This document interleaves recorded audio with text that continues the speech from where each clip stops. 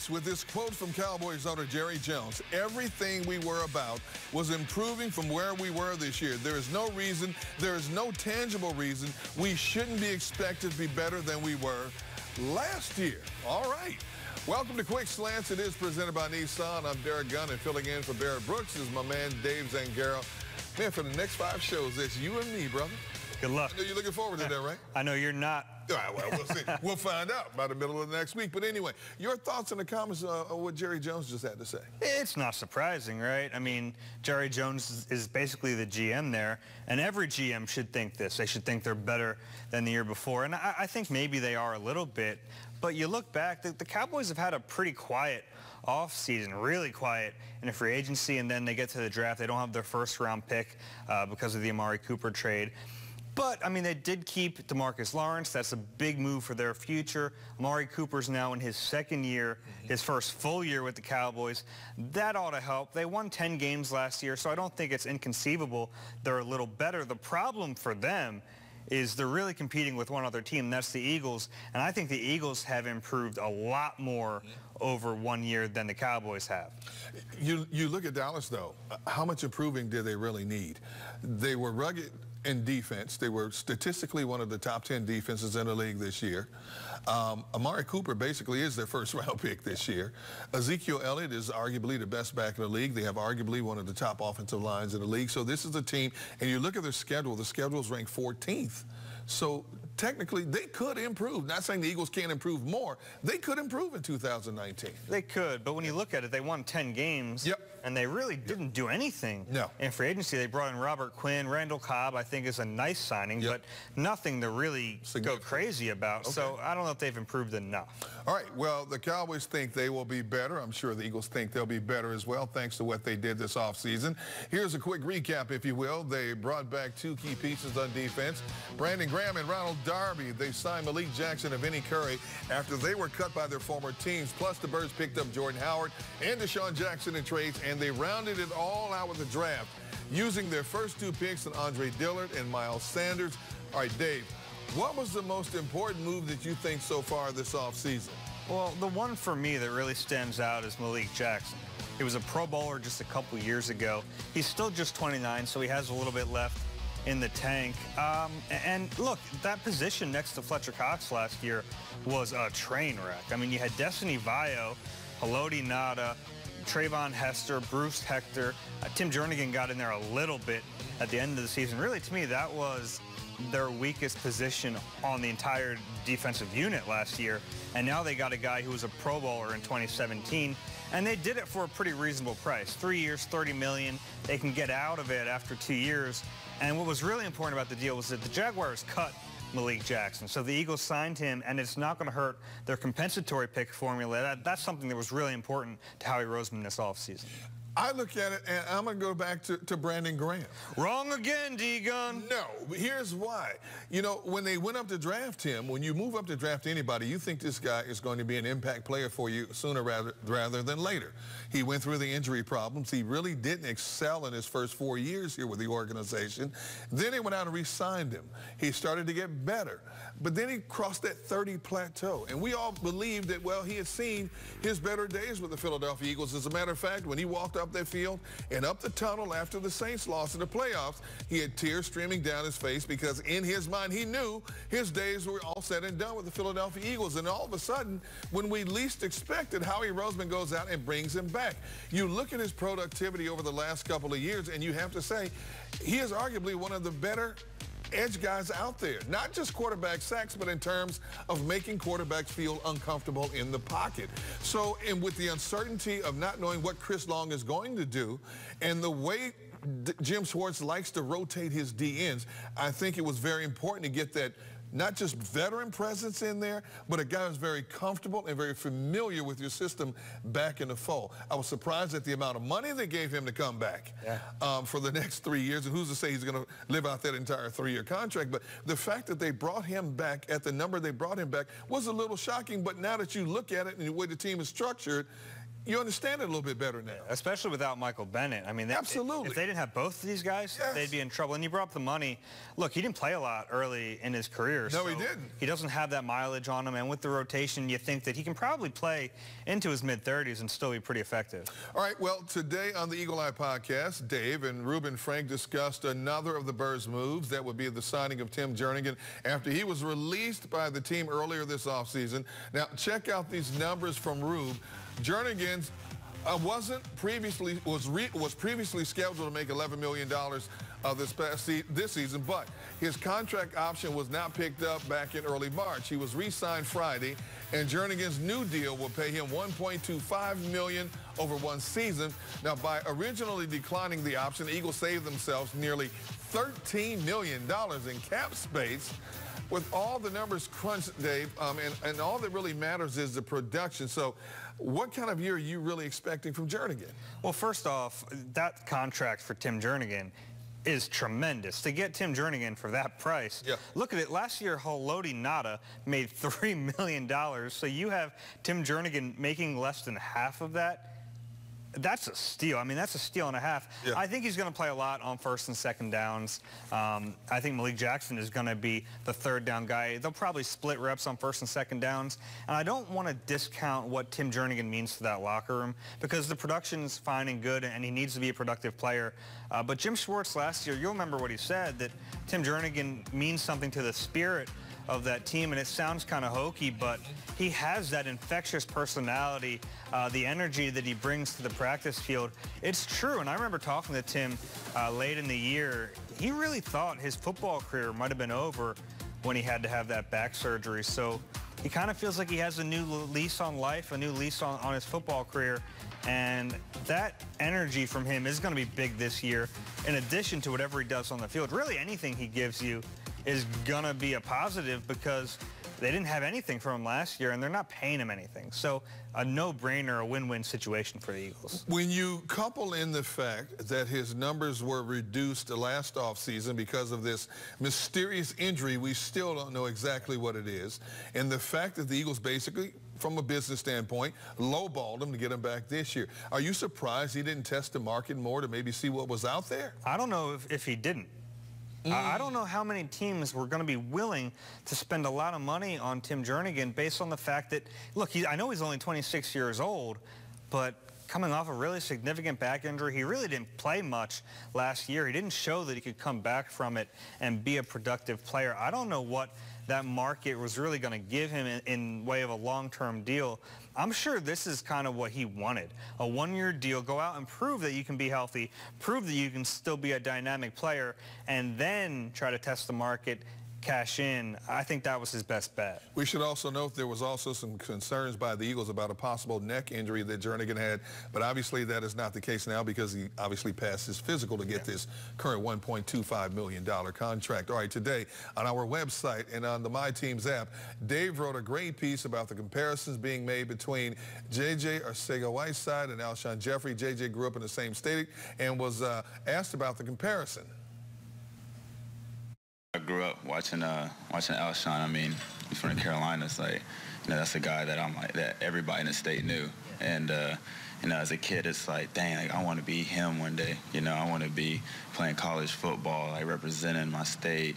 You know, having all the kids look up to me, like, you know, that was me. On top of that, when I get to Stanford, and you know, he's tearing it up in the league, it's like, dang, like I got to do whatever he's doing because whatever he's doing is working.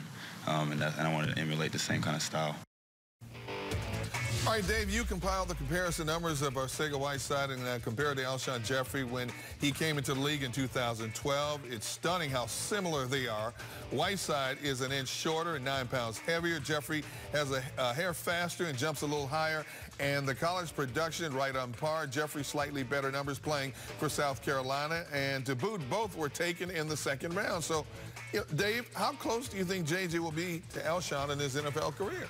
It's really hard to say because at wide receiver, more than any other position, it's so hard to predict and project. There have been a lot of guys I really thought were going to be players in the league and they didn't pan out. What I will say is Arcega-Whiteside has the benefit of playing with Alshon Jeffrey, and Jeffrey seems pretty excited about the idea of teaching him. That means a lot because their skill sets are so similar. They have those basketball backgrounds. And some of what J.J. does should translate. The strength should translate. The ability to use his body and protect and get the football away from players, that should help. Now, it's a different level of competition in the NFL. He's going to face bigger, faster, stronger cornerbacks. But I like the skill set, and I especially like the position he's in. He doesn't have to go out and produce right away. He has a chance to learn from a guy like Alshon Jeffrey. I think he can be a pretty productive player in this league. Are you surprised the Eagles went out, especially as high as they did in the draft, and basically draft a clone of Alshon? I am, especially because at that point in the draft, there were defensive players on the board who I thought would have been decent value at that spot. So my guess is that Arcega-Whiteside was rated much higher than those defensive players. And you're right, it is a little strange to take a guy who is so similar to someone on your roster, but it makes you wonder about Alshon's long-term future here because he's getting paid a lot of money. He's getting older. He's 29 now. Will he be here long-term? If not, now you have a guy who can kind of grow into that role and learn from him. It's a weird situation, but it happens all the time in the NFL. Guys end up teaching their replacements how to play the game. You actually had a good point. I'm proud of you, man. On Wednesday, Deshaun Jackson got some young fans excited as he continued to show his appreciation for the city of Philadelphia, visiting Boys Latin High School to discuss bullying, motivation, and leadership. It was all part of the D-Jack Foundation Community Outreach Program. Jackson certainly making an impact in the community and hoping to do the same on the field. I'm very excited, to be back and be an addition to, something that I felt very strongly about, my first, 6 years in the NFL, what I've created and, just the legacy that I have here in Philadelphia. So just re-emerging with that and just still some guys in that building that I know back from, when I was here the first time is just something that I really wanted to do it for. Just, just try to bring some of the memories back and hopefully we can win some games and just, do some great things here. Of course, Deshaun doing and saying all the right things right now. But, Dave, when we look down the road, do you see this version of Deshaun being as productive as we hope he will be? I do, and it kind of goes against conventional wisdom because here's a 32-year-old receiver whose entire game is predicated on speed. So common sense tells you eventually that's going to disappear, but there's no reason to think that's going to happen right now. He had 18.9 yards per catch last season to lead the league at 31 years old. And here's a stat for you from NFL's Next Gen Stats. His average cushion last year, meaning how far away opposing cornerbacks lined up on him, was 7.3 yards per snap. That was second in the league. So it's not just us watching it, seeing that he still has that speed, it's the players going against him, how much respect they're giving him. So even when he's not catching the ball, the attention he commands is certainly going to help the Eagles. The one thing that concerns me, though, as he continues to get older, we start to see his overall touches dwindle just a little bit, and his durability is questionable at times. Over the last 5 years, he's missed games along the way. That's understandable. But for a guy of his stature, physical stature, slight stature, to be a survivor as long as he has in this game is a tremendous attribute. And he's still going to average 16, 17 yards per catch, no matter how many catches he gets. In the last couple of years, his catches have been, under 50 total a season. So, but he only has to do one thing, stretch the field and make a defense pay. That's it. Run straighter and faster than the guys covering you. We saw how the Eagles fared in the 2019 draft, but Dave, it's apparently never too early to forecast the next year's draft. Right now on our website, we have a 2020 mock draft roundup. Be sure to check that out to see who the prognosticators see the Birds picking a year from now. So we're going to do a little 2020 vision ourselves right now and forecast to this time next year. First off, Dave, what do you envision being the Eagles' biggest need in 2020? And I know you and I are going to disagree on this. We are, and look, I always think the Eagles are probably going to lean toward linemen, but I look at the defensive back spot, and they haven't done anything to really address it long term. They didn't draft a single defensive back this year.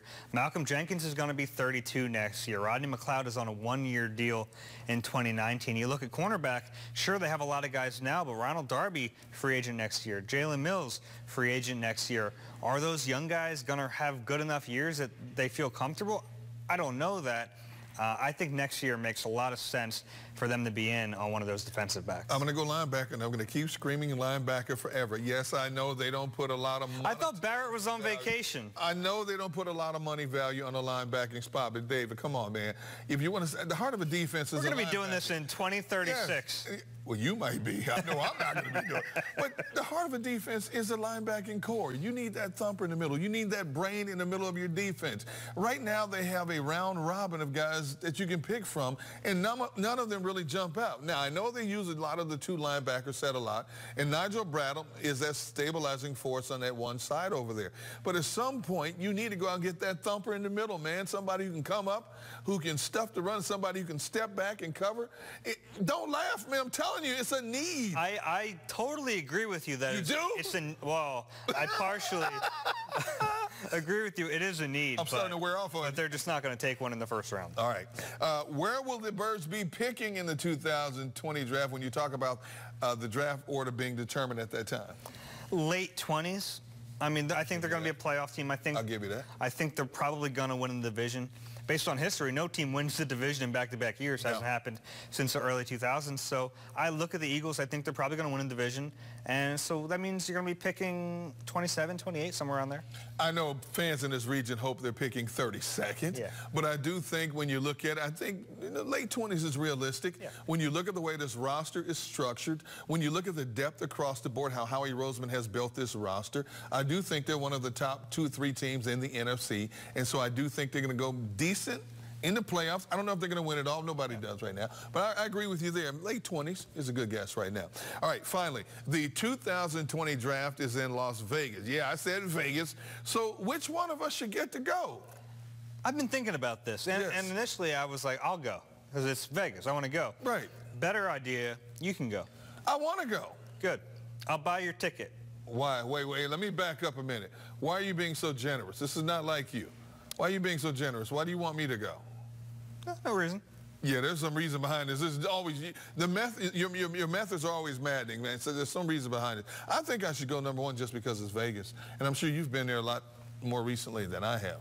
You know, I haven't been to Vegas in like 30 years. Buy your ticket one way to Vegas. I knew there was a catch to this. All right. Do you think Vegas sets a new standard for the draft?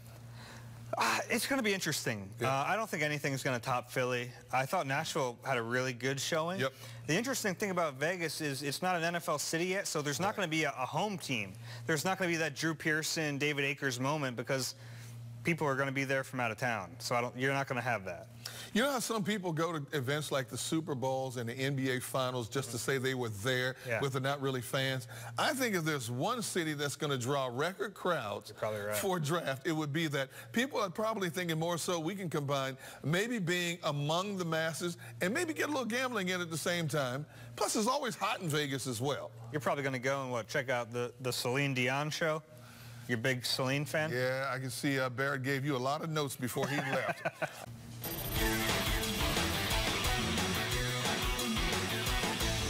Back with the Daily Line presented by William Hill. Joining us now, our betting expert, Brad Feinberg. Brad, we've had, in addition to the over-under teams, we've also had some odds for each of the teams making the playoffs now. And we're going to start with the NFC East. The Eagles have the best odds in the division to make the postseason. They are minus 190.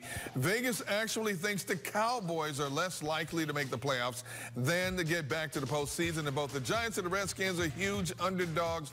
So, Brad, what do you think of the Eagles' odds here? Derek, I think the Eagles are going to make the playoffs, but here's my advice to everyone out there. Instead of laying minus 190 to make the playoffs, I would take over 9.5 wins. And I say that because if they're going to win 10 games, Derek, they're going to make the playoffs. And it saves you, in case we're wrong, now instead of losing, $190, you bet 100, you only lose about 110. I'd much rather do that. Okay. Safer bet. Brad, how about teams that made the playoffs last year that might not make it this year? Well, in the NFC, there's a few teams I think are in trouble, and these teams are actually going to surprise you guys. I think Chicago, because I do not like Mitchell Trubisky even a little bit.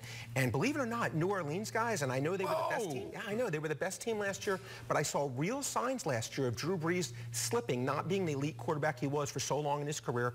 And I think those two teams are vulnerable, and teams I think have a chance of sneaking in there. Tampa Bay, I'm a big Bruce Arians fan. I think they're going to be really good on offense, and I think they could surprise. And look, Carolina with Cam Newton, anytime you have him, I still think you're a big threat. And I think Minnesota's going to be vastly improved. Who's your long shot? Well, in the AFC, my long shot, there are a few of them. I think Buffalo and Oakland, they're both getting huge odds to make the playoffs along with the New York Jets. I think those are three teams, guys. that have a chance of sneaking in, because I think Baltimore, I think Lamar Jackson, I think Los Angeles Chargers showed last year in the playoffs, guys, when having time to prepare for him, they're not the same team that they were. And I also think Tennessee's going to come in last this year. They made the playoffs last year. Don't see it this year. I think there's at least 2 spots open in the AFC, and I would look for those 3 teams. All right, we heard it here first. Thank you, Brett.